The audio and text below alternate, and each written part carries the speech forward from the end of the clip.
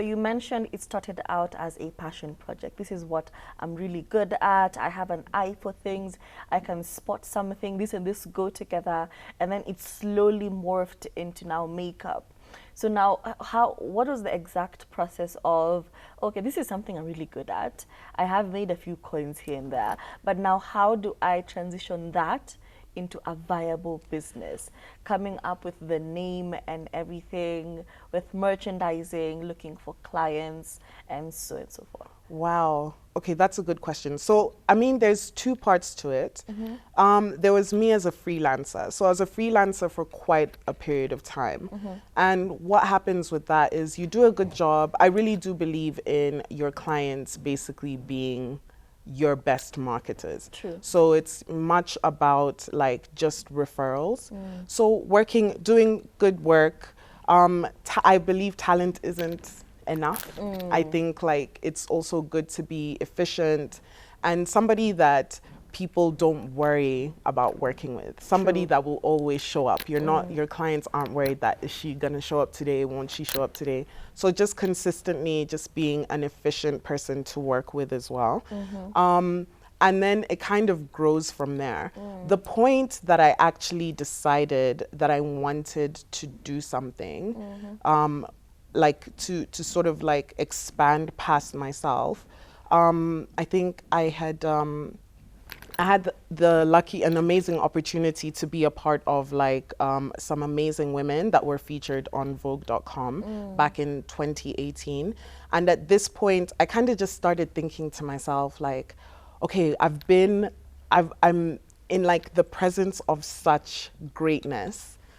What can I also do to kind of like also think of myself in that? Because then I was a freelancer and like these women were, you know, building libraries and like had amazing fashion lines, you know? And I was like, okay, so how do I also now transition to become somebody that can maybe create something bigger than myself? And that's when the thought process started. But then from there, it was just kind of like, okay, well, if I'm going to do something bigger than myself, it has to mean something to me. And for the longest time, I would always kind of consider what brands would I work with? Who resonates with me? What resonates with me? And I would think, I think at that time Maybelline had brand ambassadors in the country, but for some reason it just didn't. You know, when you think about an idea and you're like, that's it. I just didn't get that. And then it hit me. African owned. I'm a Pan-African. I love me. I think like a lot of the stuff that I have on, like the jewelry, the clothing is African owned. And that was something that I thought, when I thought about it, is when I was like, yes, that's what I want to do. Okay, so looking at your profile, you have a very unique look to you. What exactly inspires that? Oof. Okay, like the work, Yeah. I don't know what inspires that. I just feel like it's very me. It's what I want to do. When I first started makeup, this was what, 2013? In those days, like, I think there was like, what, 3 of us or like 5, you know? And I had the choice to either go in a direction that would pay me, which is like more bridal and beauty and stuff like that, or go in a direction that would fulfill me. And I'm an artistic person. I did art all throughout school. I think I describe myself as a visual artist as well. So I decided to just kind of pave that path for myself. And I think I can't really say what inspires it. It's just something that's very much within me that I want to express.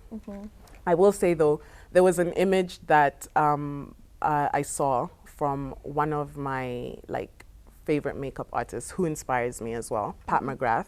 I saw that image and she's kind of used like sequins to create like this eye look.